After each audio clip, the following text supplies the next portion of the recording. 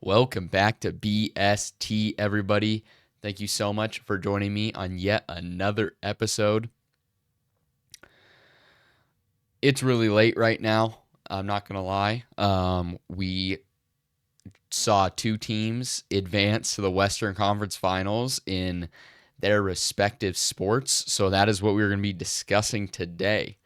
We will start in the NHL. This is the game that I watched tonight. I did not watch the NBA game. As I've said in the past, the NBA is pretty unwatchable right now. So my full attention was on the NHL game. Overtime, Edmonton wins the series 4-1 over my Vegas Golden Knights right here. Tough loss for the Golden Knights. Didn't never felt like their year. Going into the year, they weren't supposed to be here. So from that aspect, it looks good, but yeah, just a tough year for the Golden Knights. Let's go through a game by game breakdown of what went on, including a fun tool I like to use called the Deserve to Win-O-Meter. Basically, it's this website that takes in scoring chances, shots, stuff like that, and runs simulations on how often goals will be scored from those shots and plays to ultimately determine if a team deserved to win the game based on their chances, their scoring chances. So game one, Edmonton takes a 1-0 series lead, 4-2. The deserved to win-o-meter had Edmonton winning 60.8% of their simulations. That is out of 1,000 simulations. So pretty firmly Edmonton deserved to win that game. So that's kind of a theme you'll see here. But interestingly enough, in game two, Edmonton wins a close one, 5-4 in overtime. And that actually had Vegas with a 56.8% deserved to win-o-meter. And I honestly agreed with this. I thought this was the game that Vegas should have won. I'm not saying the series doesn't end up in Edmonton's favor, but I think it's definitely changed. I genuinely think that if Vegas was able to win this game, this series probably goes a little bit longer, 6 or 7, I would say, because I really thought during that game, man, they have a lot of chances here, and they're shutting down Draisaitl and McDavid in this game as well, and I'm like, all right, you guys got to be able to win this game. If you're able to shut down Draisaitl and McDavid, you should be able to win the game for sure. But I think that's a theme we've seen from the Oilers in this playoff. They've been really, really good depth-wise. Some depth that we didn't think they had, and maybe that they traded away or didn't sign in the offseason, has showed up in different forms. Just now in Game 5, Kasperi Kapanen added for this playoff. I think. I don't know exactly when he was added, but he has not been with the team, has not played with the team very long. Scores a game-winning goal. It's truly unbelievable. Evander Kane comes back, provides depth scoring. That's been the difference for Edmonton, for sure. So, according to Deserve to Win-O-meter, Vegas should have won that game 56.8% of the time. You know what? That's pretty close, but I definitely agree with it there. I think Vegas probably deserved game two. But in game three, Vegas does get a win. A crazy ending to the game with like point 3 or point 2 on the clock. Riley Smith scores off of Draisaitl's stick. Basically does a beautiful fake shot and then skates to the left. Skinner played it well, but then it sneaks behind him or to the side of him, but Draisaitl, trying to prevent a goal, tips it in on accident. So tough break for the Oilers there. And Vegas wins the game, but according to Deserve to Win-O-meter, 60.9% of the time Edmonton should have won that game. So, even the game that the Golden Knights won definitely did not play like the better team. Game 4, Edmonton destroys the Golden Knights. Felt like the series was over after this one. 3-0. 66.9% deserved to win O-meter for Edmonton. And finally, Game 5, which was tonight. Edmonton wins 1-0 in overtime. 54% deserved to win for Edmonton. It was a great game. 0-0 going in overtime. You don't see that very often. But ultimately, you knew that Edmonton was going to win because they just have so much more firepower than the Golden Knights. It's truly insane. But honestly, I thought the Golden Knights did a decent job at containing Draisaitl and McDavid. They had 6 points each in this series, considering where they were at the end of last series, which I think they had each had 11 maybe. Definitely double-digit points against the Kings in the last series. It went one extra game, but they definitely played better in that series. And Bouchard, 5 points. So, point per game for all three of those guys. But I'd say that's pretty much a win. Yeah, for players like this. If you can hold them to a point per game, that is outstanding. But I will give some credit to Bouchard. Lot of flack. He's caught a lot of flack over the past year or so for his defensive capabilities. I think he's playing like one of the best defensemen in the league right now. Not just offensively, like we know he can, but defensively, he's really shown out, I believe, and shut down Vegas's attack really well when he was on the ice. But ultimately, I think the biggest part of this series for Vegas was that their top 5 goal scorers did not have a goal in this series. And 4 of those 5 had no points at all, which is just brutal. It's really hard to win a series when you cannot get scoring like that. Those 5 guys were Hurdle, no points. Dorofeyev, no points. Eichel, no goals, 5 assists. Howden, no points. And Barbashev, no points. That is unacceptable if you're trying to win a Stanley Cup. Unbelievably unacceptable. Obviously, you missed Stone and Saad for Game 5. Didn't really matter in the end. Stone didn't have a great series either. So, it's just brutal. Brutal to not have scoring from those guys. And for Edmonton, as they move on, looking to face either Dallas or Winnipeg, looking like Dallas, up 3-1 in their series. Looking to get Ekholm back, which is huge because you think about it, it's like, man, they're already playing really good right now. But with Ekholm back, they could be pretty scary because now you got Bouchard, Wallman, Cody Ceci back there, I think. But if you can get Ekholm, Nurse, that's a pretty formidable top 4. With Ekholm, Nurse, Wallman, and Bouchard. So if they can get Ekholm back, they're already playing really good hockey, championship level hockey right now. I think they can be pretty scary. But last thing on this, I just kind of wanted to touch on my thoughts for the Golden Knights' future. Obviously, Eichel is one of the best players in the league. I believe he's only 29 and has one more year left on his contract. So next year, I believe, and then the summer after that, he's a free agent. So it gets pretty interesting for Vegas because I think there's definitely a lack of secondary star power on this team, other than Eichel. You saw Eichel a lot of times in this series try to dish, try to get assists, try to help others maybe find their scoring touch, but there was none of that happening. Nobody could finish any of his passes. I thought Eichel probably should have shot a little bit more, but I think there's just a definite hole on this roster, and I'm not sure where it comes from. Because, Dorofeyev, he's a good goal scorer, but pretty obsolete when it comes to the playoffs. you just look at this lineup and it did well in the regular season, but is there very many difference makers in the playoffs? I don't think so. The chemistry never seemed to be there. Couldn't really get through the neutral zone very well. Obviously, the decor is really good. You know what?